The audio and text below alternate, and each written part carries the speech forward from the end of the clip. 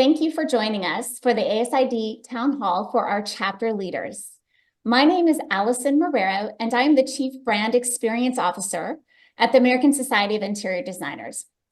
We're delighted to have you, the leaders of our ASID chapters, with us today, and are grateful for the important role you play in the greater workings at ASID. Some of you may have already joined us for the San Diego Conversations or the webinar we hosted in February. This town hall is based on your request for more opportunities to ask questions about recent changes at ASID. Today's purpose is to give you the chance to be heard on topics that are important to you and to our members. Our discussions today will allow us to dive a bit deeper into the intricacies of the changes and share additional perspective and insight.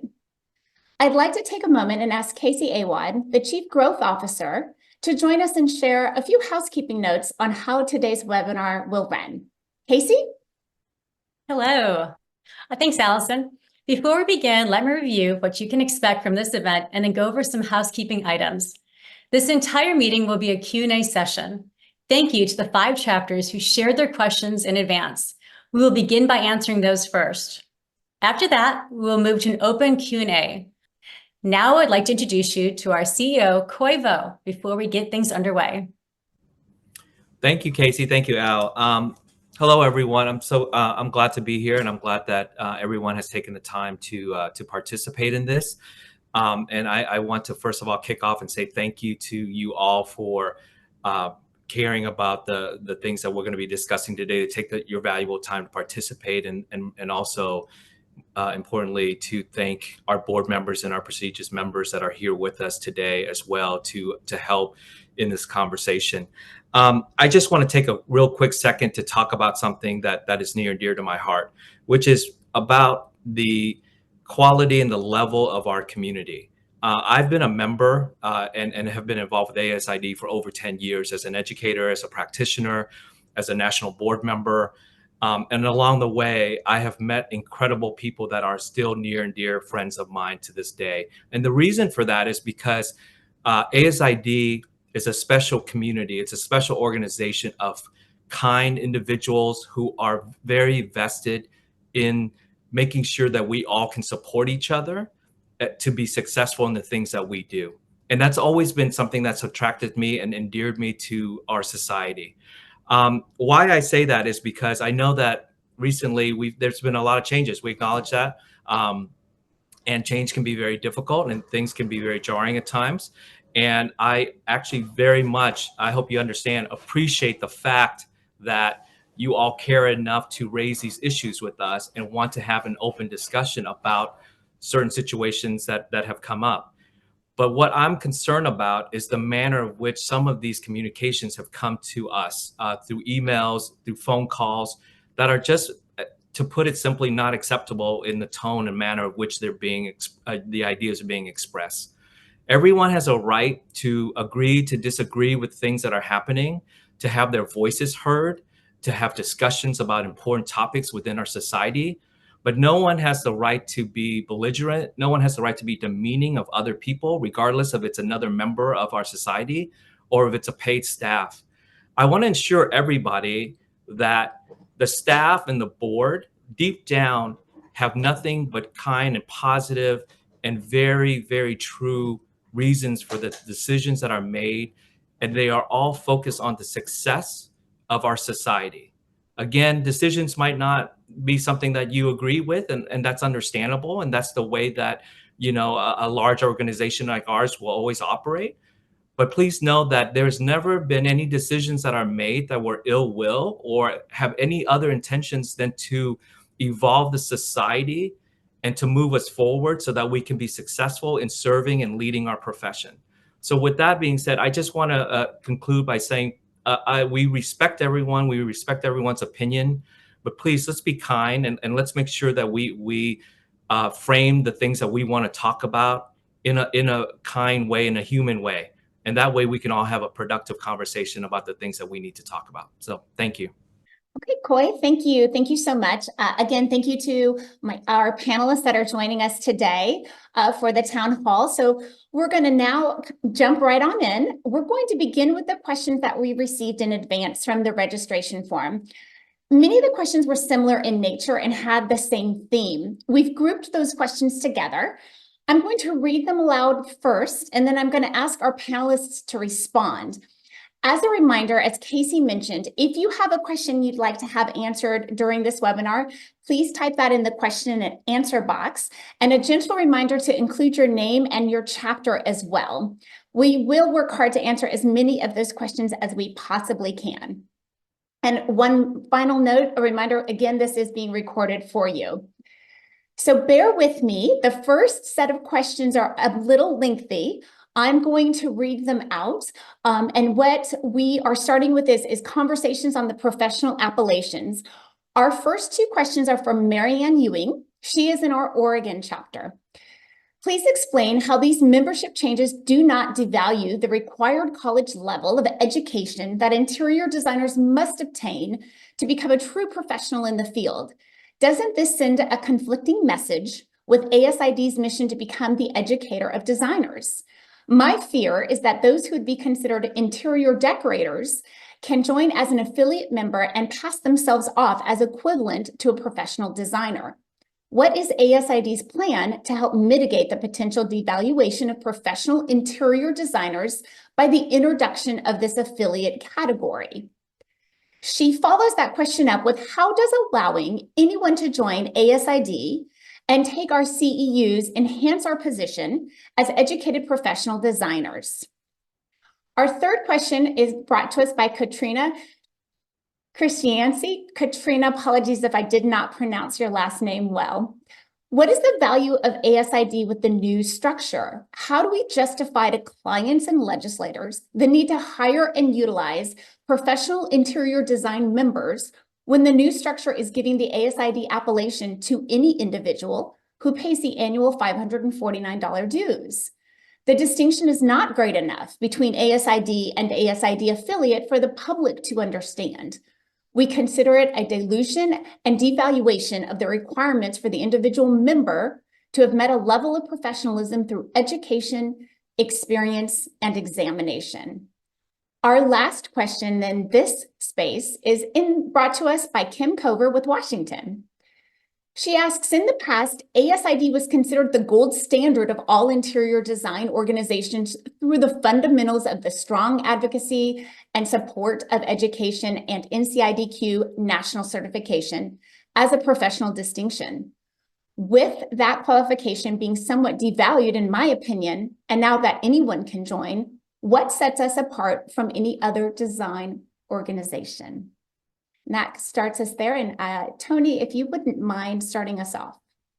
Sure, I'm happy to. Thank you, Allison. And thank you to Marianne and Katrina and Kim for such great questions. First, just let me tell you a little bit about myself. I've been an ASID member since 1998 as a student, and I came up through leadership in ASID through the chapters as chapter president, and then, of course, sit as the past chair on the national board. So I've been around for a while and have seen a lot of changes in our organization. Also in 2003, just a couple of years after I graduated, I joined a commercial firm in Little Rock, Arkansas, and I joined the AIA, the American Institute of Architects, as an affiliate member then. And so to me, affiliate membership is something that has been around for a long time, and I've experienced the benefit of that through the AIA. Recently, in 2017, I elevated my membership status in the AIA to an associate AIA member because I worked for so many architects and lived and worked in that world. And so I enjoy that status today. So I see two sides of this, and I get it. I also am very honored to carry the highest letters of our society as a fellow in ASID. So I have that F in front of my ASID. So I get the appellations. They mean a lot to us. At the same time, and I hope we can all agree that those appellations are really just a conversation starter. Nobody really knows what all the letters behind a name means. Even when I'm working with attorneys and CPAs and investment brokers and realtors, everybody's got a group of letters. And I don't always know what those letters mean. I just know that they do signify that they've gone beyond some basic level of knowledge and understanding to obtain that information. So this is an opportunity to educate people about what the letters mean. And it's still an opportunity for us to differentiate ourselves. I know some of the concern out there is about, hey, is there enough difference between ASID, allied, associate, and affiliate? And I think those are good conversations to have. But as someone who's been working on this for a very long time and is also seen a lot of changes through our chapters, I want to assure everyone that what we're really trying to do here is open the tent and be more inclusive as an organization. One of the changes that we've seen, especially due to COVID, is that our younger members especially are craving a lot more ways to connect to each other. We've also seen that our allied members really want to be elevated within the organization as well. We got a lot of feedback before COVID as we were exploring different ways to respond to chapter needs that our members really want to talk to more than just ourselves. If it was one thing that we heard really consistently a lot before COVID, it was like, hey, I love going to meetings and socializing and networking with all of my design peers, but I'm trying to build a business and build my own ecosystem. How do I do that? You know, why don't we have realtors and facility managers and contractors and artisans and craft? Why don't they come to our organization? And so that was something that we heard before COVID. And our chapter task force went back around after COVID, and we didn't do as hard of a data dig as we did prior, but we did touch base with several chapter leaders and members and say, hey, you know, what's changed after COVID? And what we heard really as it all shook out was we still crave those connections. That really what's changed is our method and mode of meeting, not so much the fact of who we want to be talking to and why. So part of what we're doing at the board level is balancing tensions across all of our membership categories and the way that we used to do things and the way that our newer, younger members want things to be done. And we do see some pretty big changes, right? The ladder that we all climbed to get to where we are is not the same ladder. It's completely different for our younger designers and for allied professionals as well. There are many more paths to design now than there used to be. And we did not really have a way to celebrate all those paths to the profession before. And so as a board, we're really looking at how do we enhance this network where those meetings at the chapter level, those membership experiences are enriched by this variety. I want to touch on something that stood out to me in one of the questions. It was that the mission of ASID is about education, and that certainly is a big part of what we do, and we will never, ever abandon that. That will always be a big part of who we are. But if you'll bear with me, I just want to read the first couple of sentences of our actual mission statement, which is that we collaborate with others to promote the value of interior design. We prepare our members to excel in a dynamic and evolving profession. We generate, collect, and disseminate applied knowledge. So I think that's a really great mission statement, and it really speaks to who we are.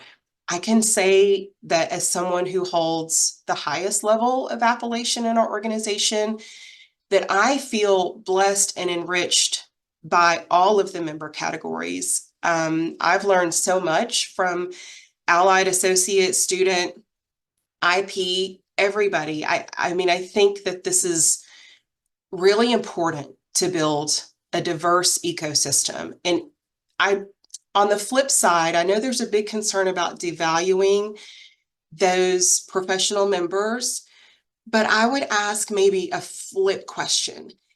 If we go forward and say that our organization really is about celebrating only those at the uppermost tier of our membership, do we not then devalue the profession by leaving out really valid voices who contribute every day to that ecosystem.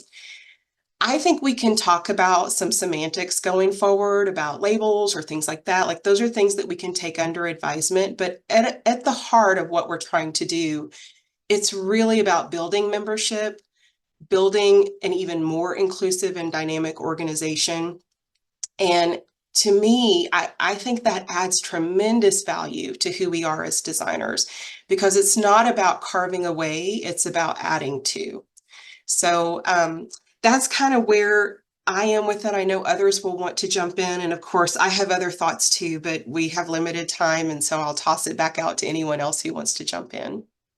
Well, I guess I would just say that, you know, we go through this as we change as an organization, you know, every so many years, because we have to keep evolving. And I know I was on the national board many years ago when we had the huge debate about whether we allow architects to be members. And that was a really big debate, and really thinking about what it is that our organization was about, what was our purpose. This was all kind of before that mission statement happened. So I think, you know, we started thinking back in whenever that was, 2010, 2011, about things like that. And then, you know, also we introduced the associate category, you know, not too long ago. I can't even remember now. It just seems like it's always been there, but I know it's been fairly recent. And that was controversial, you know, because I think a lot of people felt the same way that you're, you know, feeling in those questions, like, oh, is this going to change the values? Is this going to change the dynamic? And what I have personally seen is I've been very happy to see several associate members in our chapter. They have been wonderful. I mean, yes, they didn't have a degree in design, but they have a degree in something else, and they had the experience and were able to join. And they have been incredible, valuable members in leadership and in example. And I have learned plenty of things from them. So I know that change is really hard, and but I just feel like we've got to keep evolving.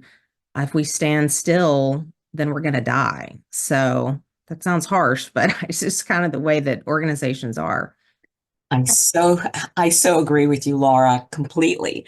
But I wanted to, well, my name is Carol. As you can see, I'm a chapter leader. So recently I was just president of the Florida South chapter. So I can totally relate to where you're at and the amount of work that you feel like you're you know, as a chapter leader on top of these categories. But there's something that stood out to me on one of the questions. It says, joining an affiliate member could pass themselves off equivalent to a professional designer.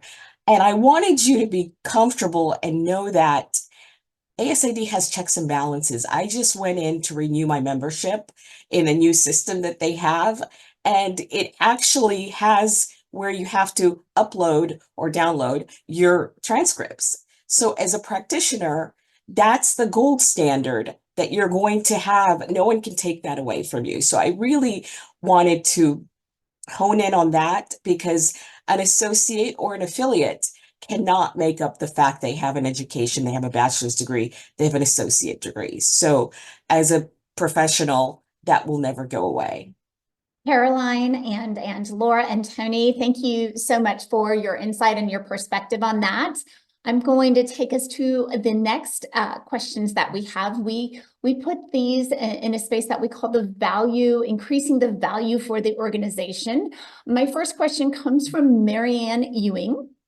Marianne asks, please explain in more detail how these membership changes will bring value by adding more local and national IPs. What is their incentive to pay a higher price for their membership status if the individual professional designer membership numbers should decrease in response to the changes?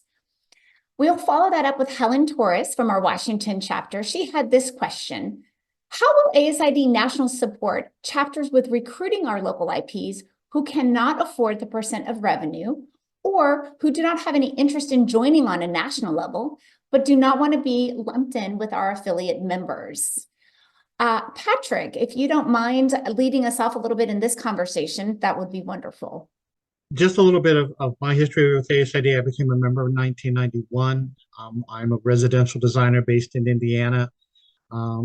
Started as an allied member, took the NCIDQ, became a professional member, and I am very fortunate as well to have become a fellow at the Boston ceremony in 2015. So I've served on the national board a couple times. So again, I've been where you are, and appreciate everyone's perspective on what we're talking about today.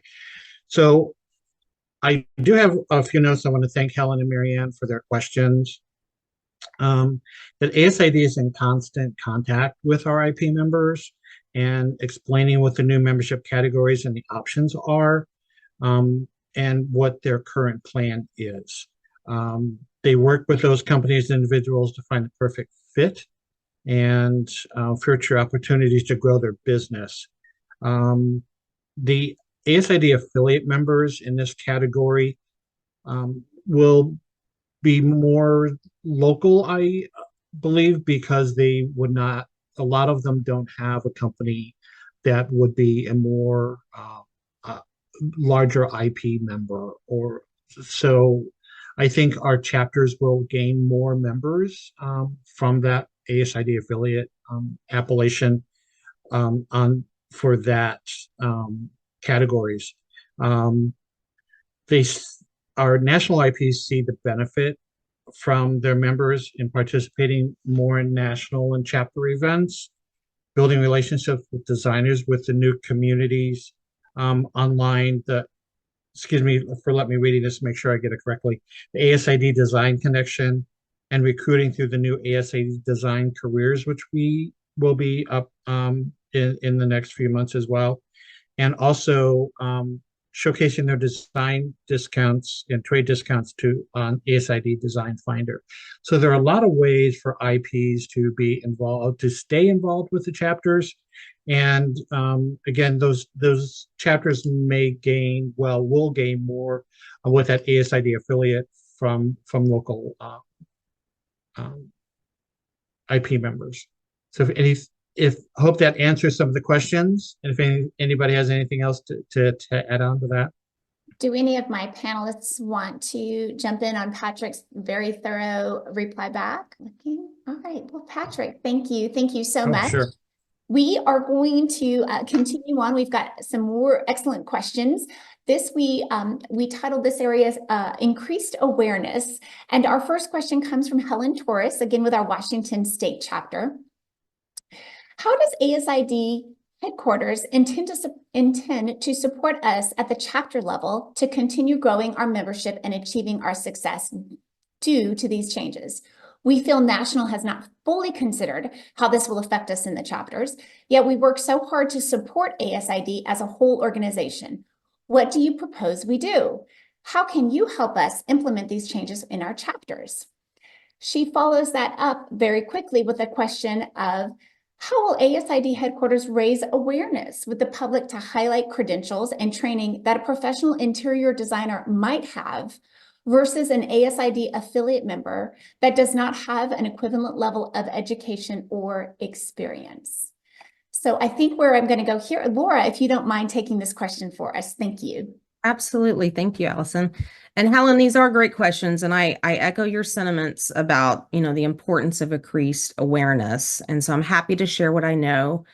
And I do have a lot to share on this topic, so bear with me. And I do, because I'm still very involved on the chapter level. I've been involved with the Texas chapter since about 2005, and then on and off with various national things since I think 2010 or so. So I kind of come at it from an on the ground, in the weeds standpoint and a high level standpoint as well. And so I'll first start saying that I did sit in on the chapter town hall that took place in late February, because I wanted to know myself about all the changes that were going on within the society. And one thing I was really happy to hear about was how we are retooling that Find a Designer platform that Patrick was talking about into something new called Design Finder.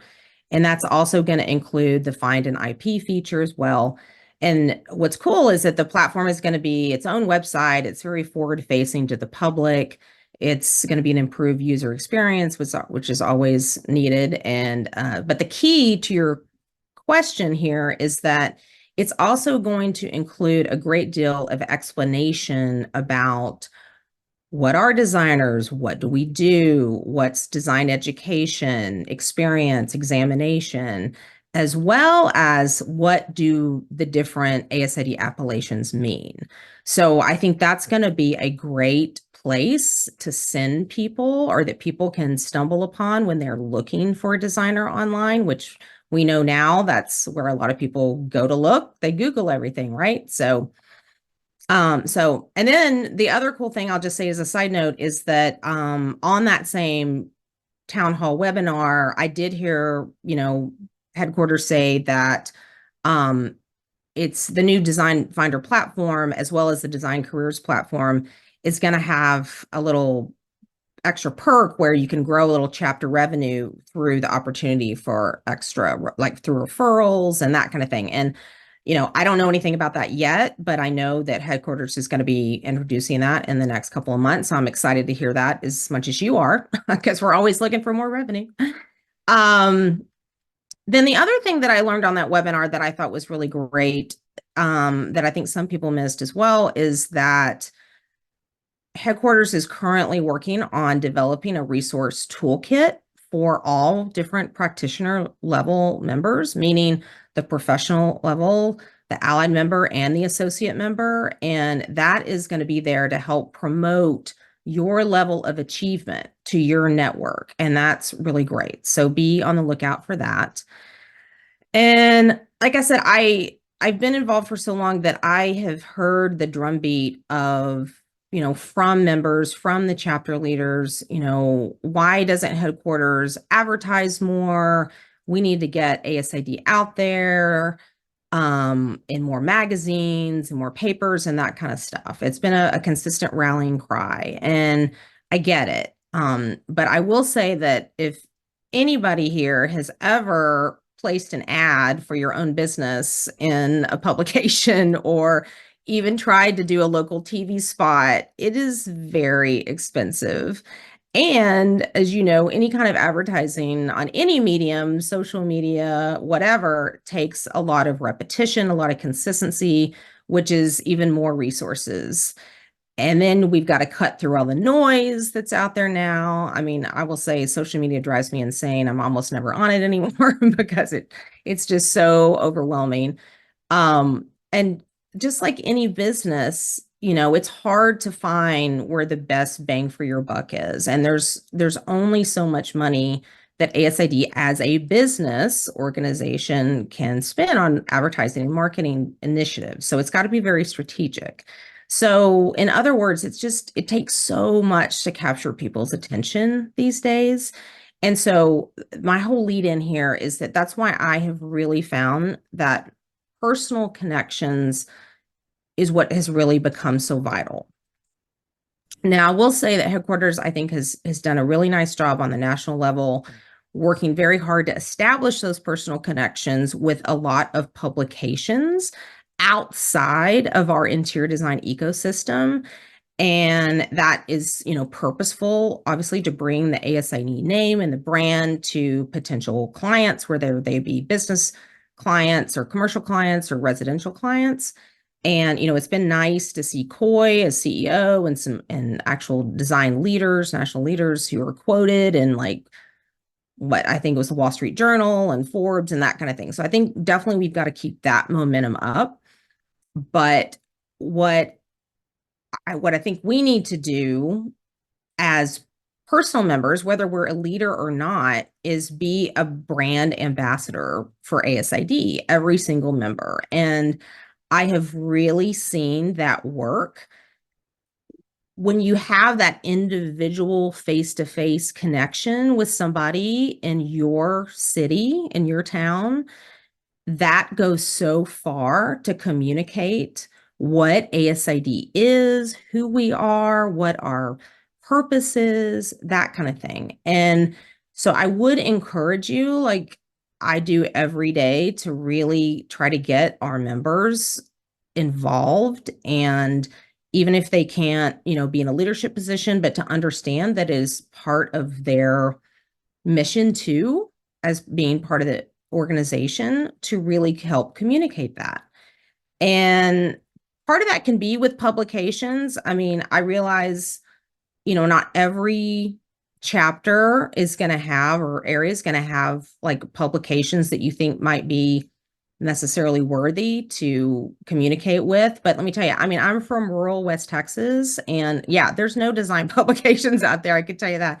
But there's a local newspaper, and there's, neighborhood newspapers, and it's been really interesting to try to connect with those, reporters and those organizations to be the first call, to quote, so those are just little baby steps that I've found very helpful. The other thing is just circling back to personal connections.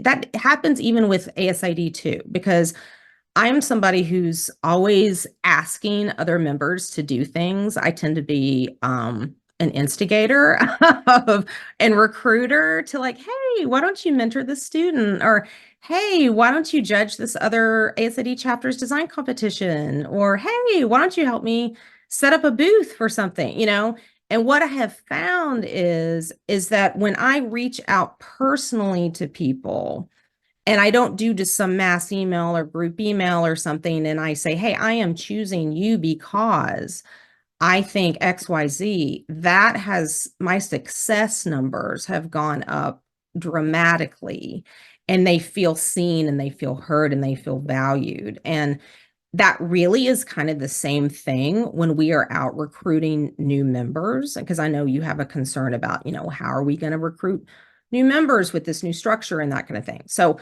I'm going to give you 2 examples that have just happened this week, and then I'm going to shut up. So just last night, the ASID Dallas group, we have design communities in Texas, and our Dallas design community had done a really interesting event where we invited the public. And it was really centered around dogs and design and tactics for designing beautiful spaces, whether commercially or residentially, that can stand up to the wear and tear that dogs tend to have on interior environments, cats too, I'm a cat person, on furniture and finishes and that kind of thing. But it also raised awareness about, like, the critical mass of the number of shelter dogs we have locally, and we involved Operation Kindness, which is a local organization. We had puppies there. We got to take pictures with puppies. It was so much fun. But we had the public there, so we took advantage of that. And our chapter president got up and spoke about, what is ASID? What do we do? What are our members doing? And they saw us as a way to add value. We could answer these questions about finishes and cleaning, protecting, those kind of things. And that was a really great event, just to kind of expose ASID designers to the public.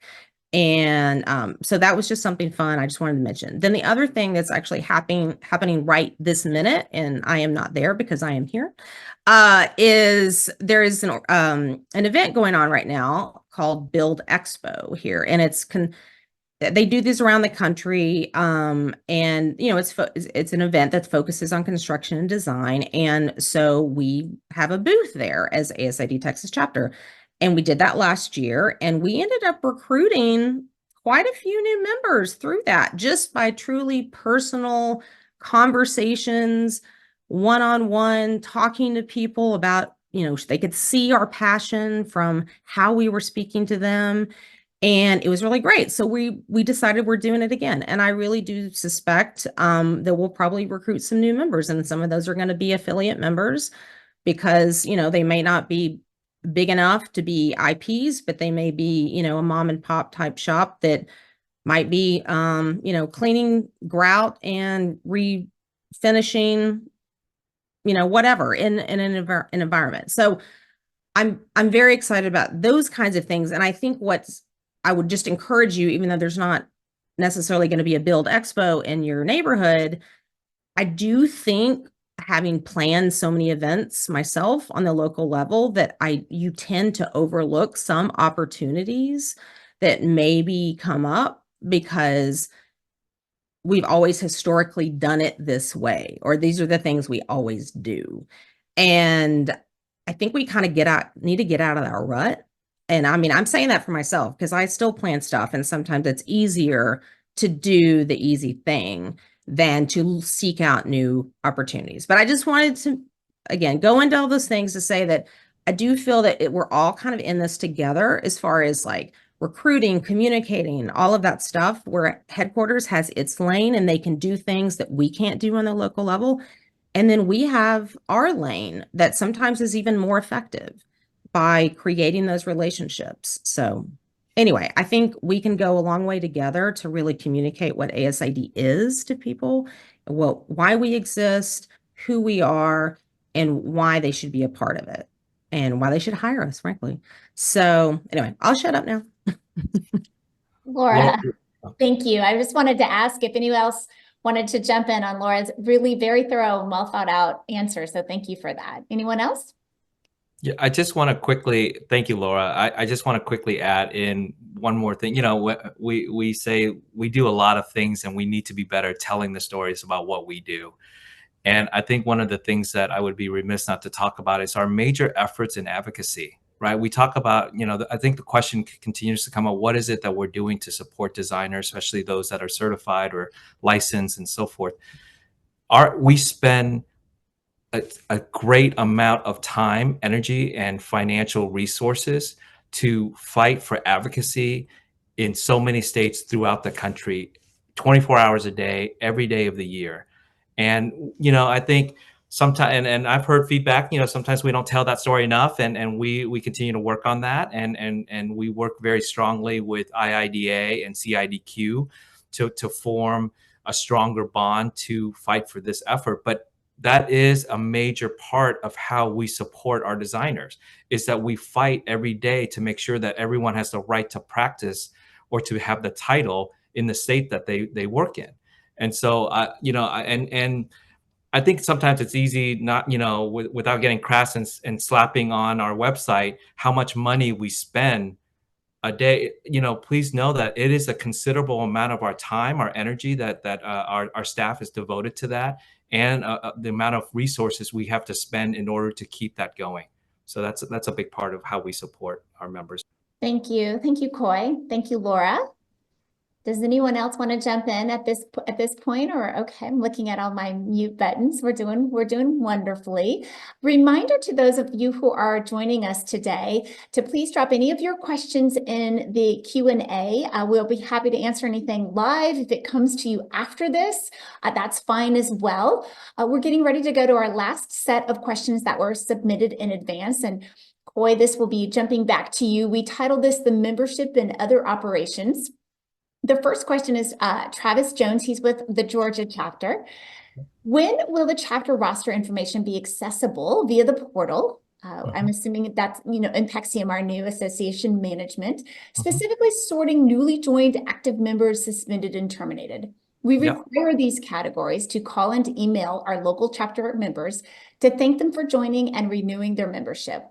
Coy, do you want to take these questions individually? They're so different. Do you want to answer that first? Yeah. Travis, I think it's a great question you have, because I do understand the importance of this tool or this resource, which empowers, you know, you and your fellow colleagues at the chapter level to continue to be active in recruiting members. This is something we do. I'm sorry that you're having difficulty with it.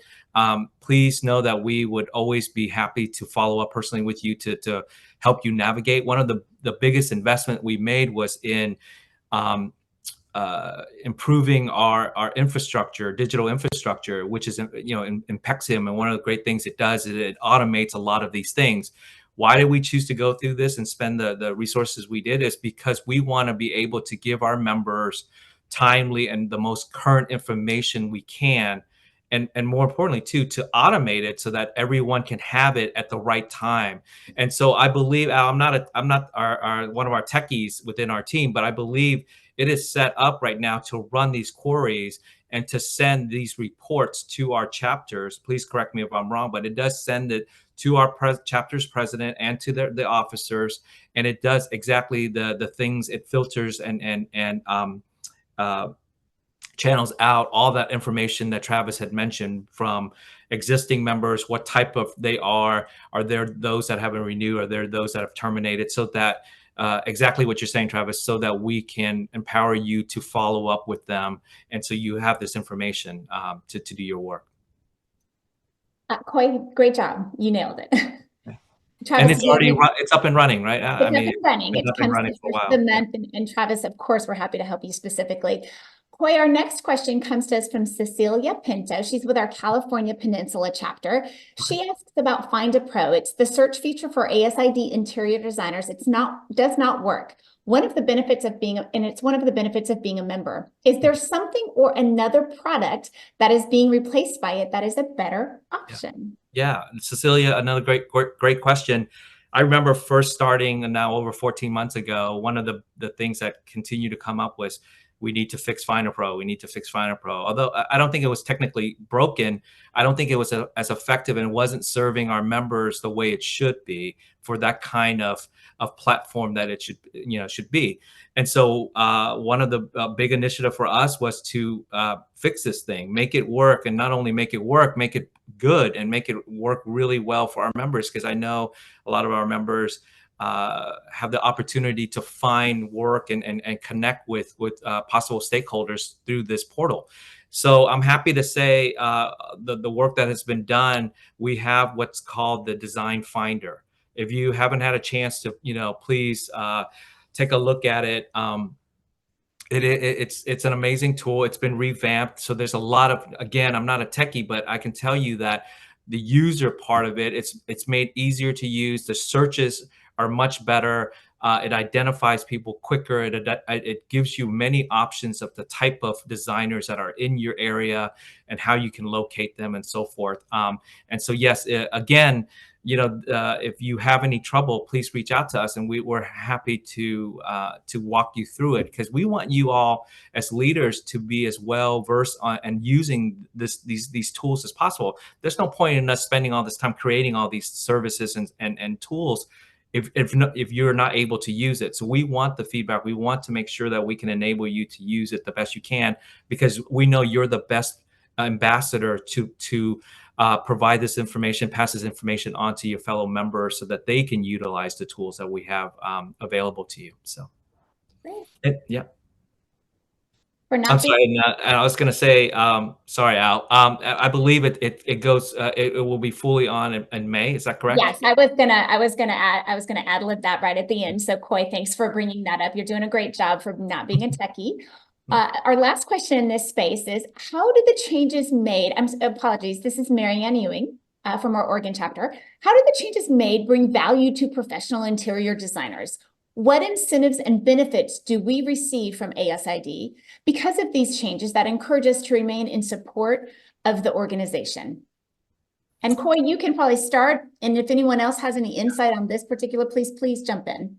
I'm just going to add a list of things that I think. It's a great question. The list is pretty big, because I remember taking on this job and sitting there specifically talking to Tony and John and Carolyn at that time, and saying, we want improvements. We want to make our society better.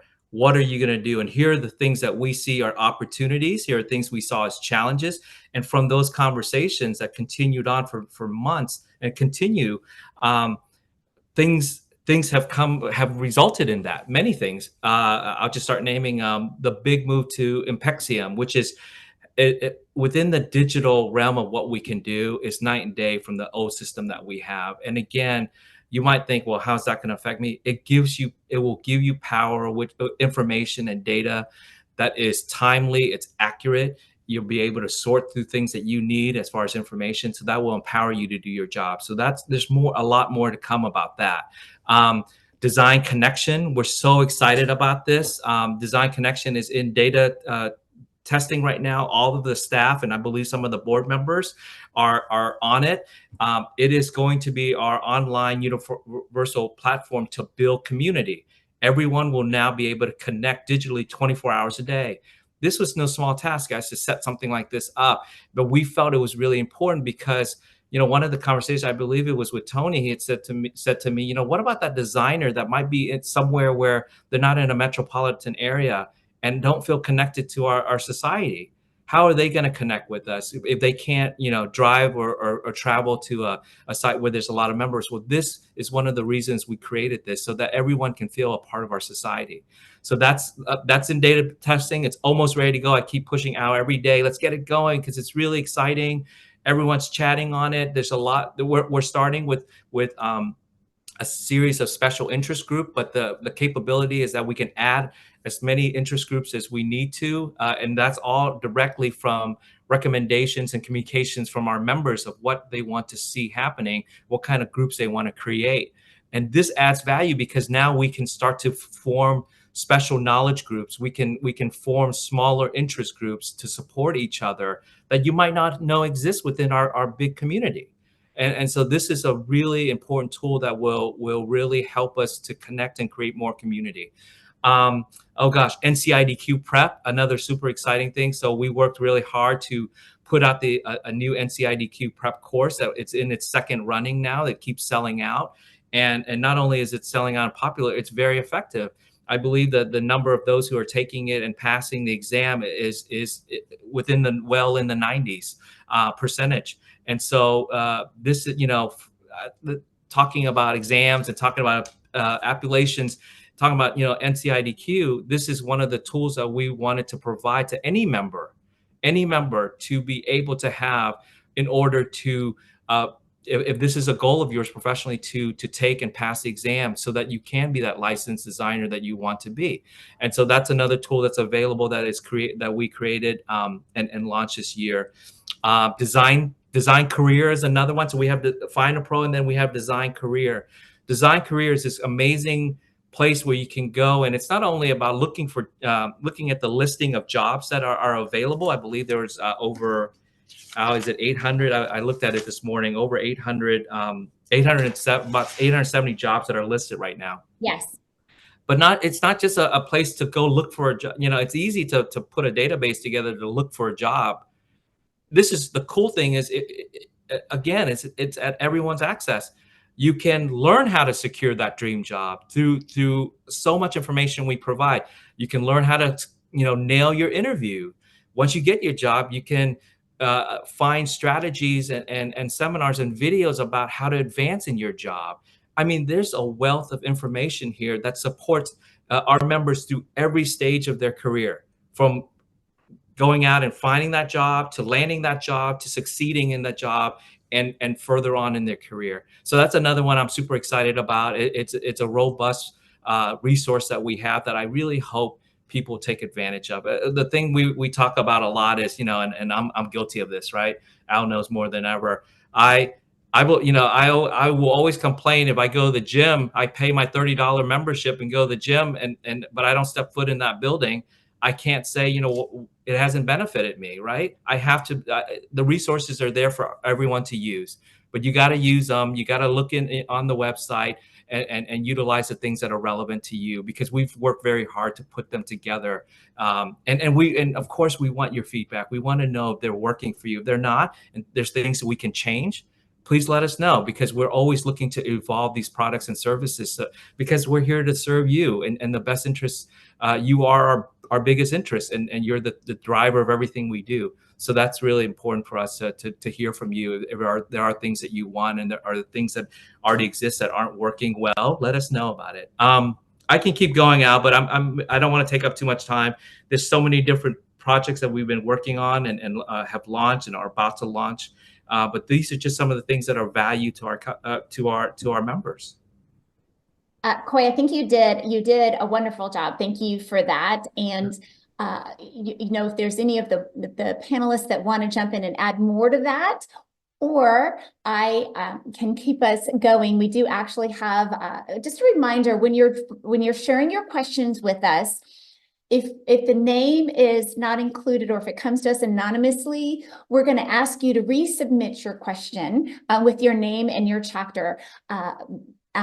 So moving forward, I do have my first question. And so if my panelists, you don't have this in front of you, so we'll get ready for to answer this for us.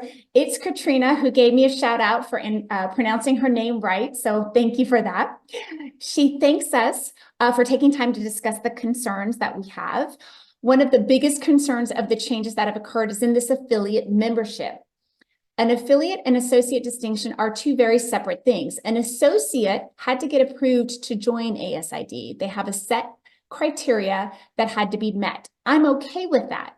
As Tony mentioned earlier, her affiliation with AIA, that she is based on a baseline of education. So Tanya, you must have referenced that there's a baseline of education to join AIA.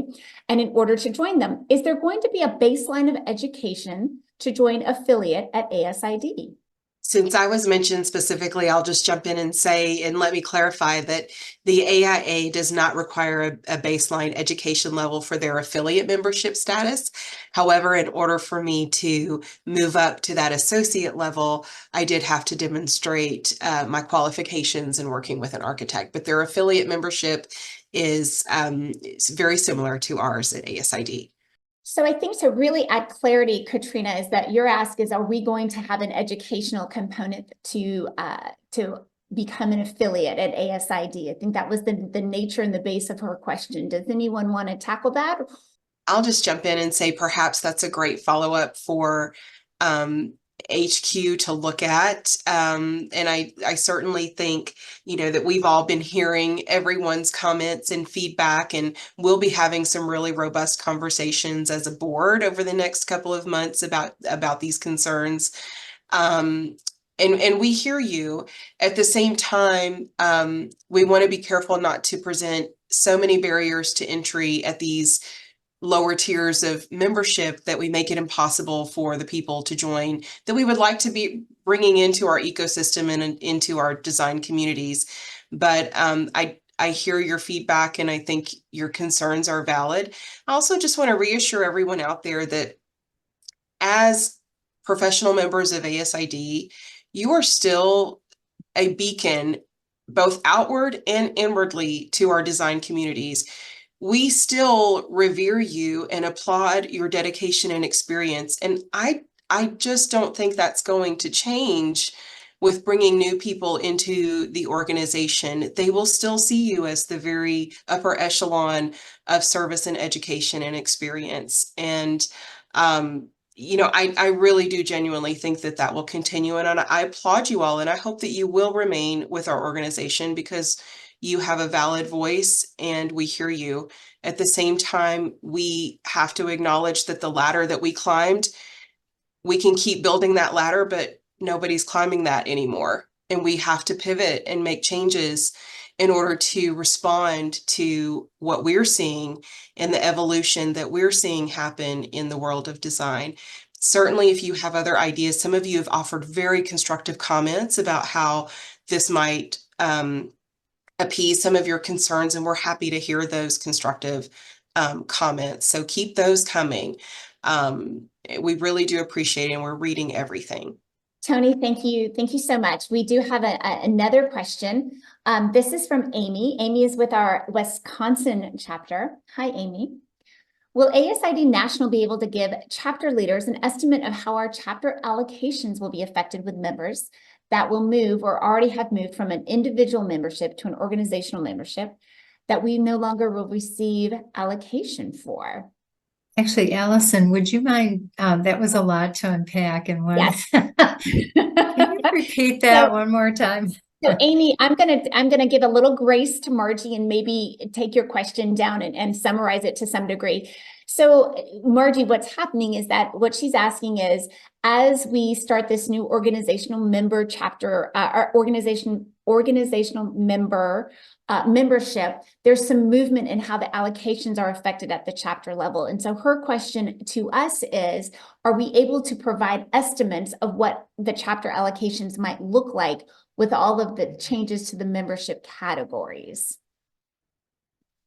And and Margie, we can certainly add some context to it if you want to start, or we can certainly answer it for Amy personally as well. It's a question we see consistently about allocations for sure. I think it's really a valid question. I don't see why we couldn't eventually provide that. I have to believe that that's quite a bit of data, and I don't know the methodology at this point, but I think that that's valid, that we can bring that back to the board.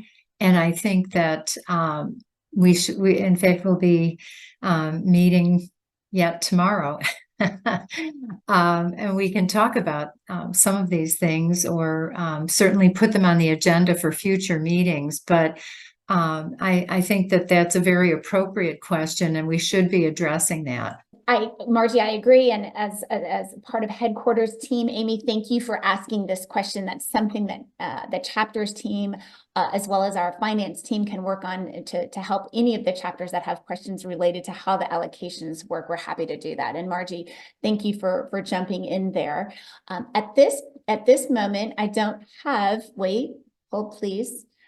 Don't think we have any other live questions, but I just want to make sure. Veronica, hi Veronica, she just added this comment, which I'll read aloud because she did put it in here. It would be helpful for chapters to plan for their budgets if we were able to do this. Agreed, 100% agreed with that. So thank you, Veronica, for sharing that with us. So at this point, what we'd like to do is just take a moment and wrap up and kind of do some closing remarks. If anyone on the panel would like to take a moment and jump in, and then I will punt it to John, and then I'll be the closing. You'll be done with hearing my voice. David? Yeah, I just wanted to add a couple comments. First, to thank everybody for your questions and the deep concern that you have for the association that you've given so much time and energy to, and also to share my appreciation for everybody that's on this panel today. I also wanted to come back to several things that were said that I think bear repeating. And as Tony said, the appellation in any of its forms is a conversation starter that a lot of people who don't know will ask, and it's a way to start, a way to talk about how a professional membership, what that means, all the credentials that go into that, and the validity that carries. I think it's really important for us to be telling folks that story when we can. As far as getting the word out, I just want to acknowledge the headquarters staff and all of the press that we've been getting over the last, would you say, Coy, 14 months? Over 2,500 earned media mentions, and so many more views than that. I think there's something that it's even more valuable than paid advertising, is to have the thought leaders in this organization get in front of people like the Wall Street Journal, people who are asking questions about our profession that our clients are going to read.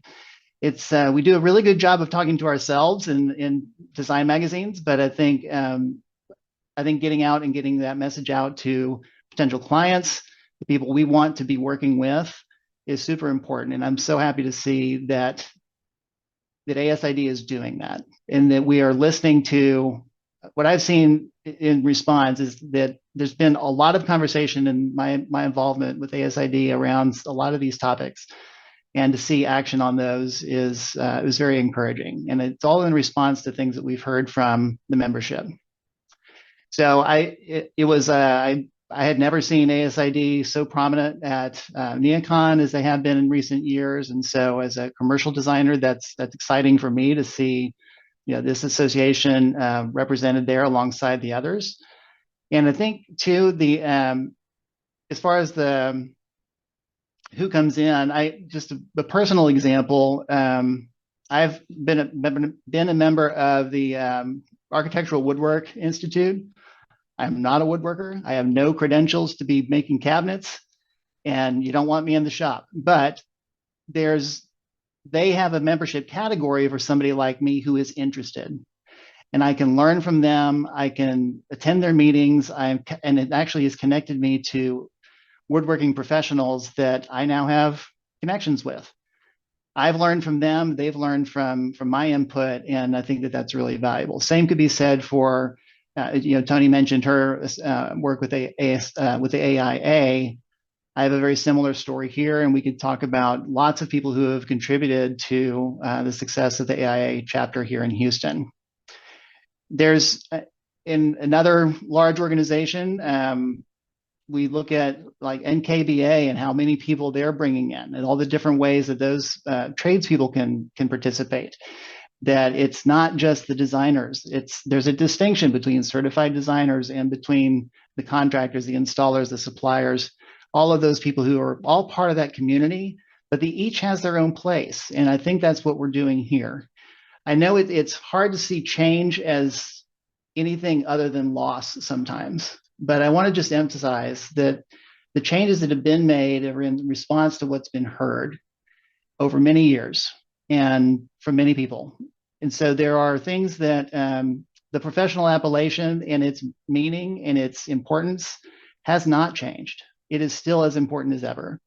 There are more people, we're trying to invite more people into our community that can add their perspective and add their knowledge to continue to push the profession forward. So I appreciate all the questions, and I'll stop there and turn it over to Allison. David, thank you so much for that. I think none of us knew you were part of the woodworkers, and so we're excited to learn about that. So where I want to do now is, thank you, my panelists, but John, I'd like to send it to you just for a few closing remarks, and then I have some wrap-up housekeeping notes at the very end. Hi, everyone. I've met many of you that are on the call. We can see the list of attendees as the panelists, and just a bit of thank you to the people on the call, both from ASID staff and also our volunteer members who are helping to answer these questions. I've had many conversations recently with chapter leaders. Some of you have had one-on-ones with me. Some of you have been on Zoom calls with me and other members of our leadership.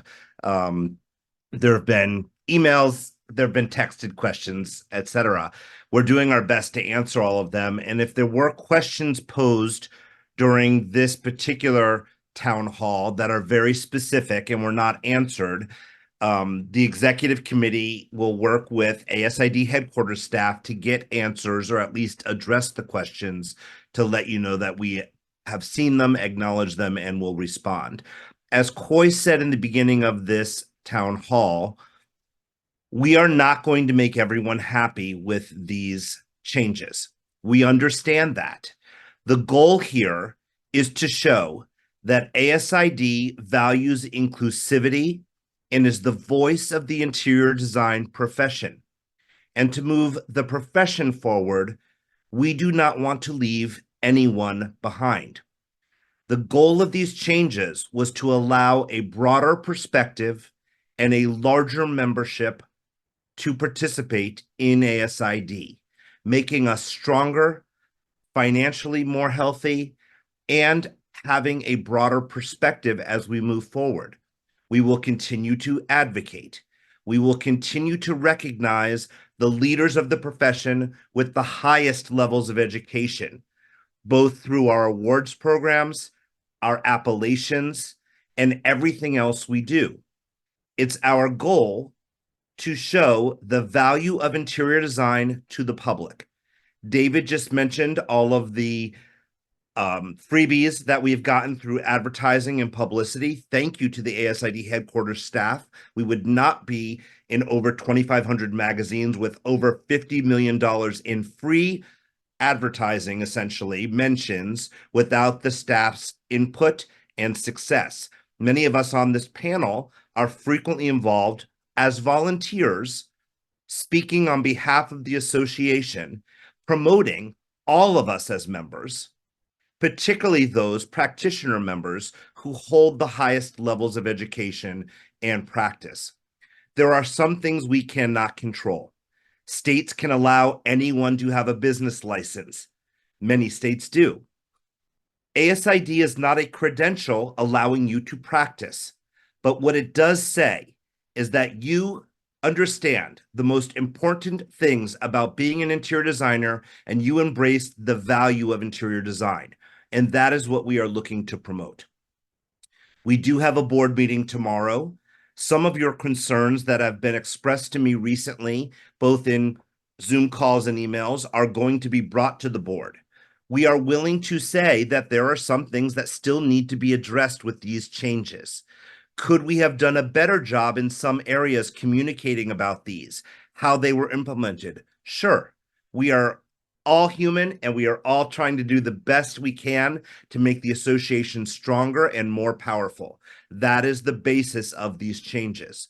Nothing at headquarters or on the national board level happens overnight.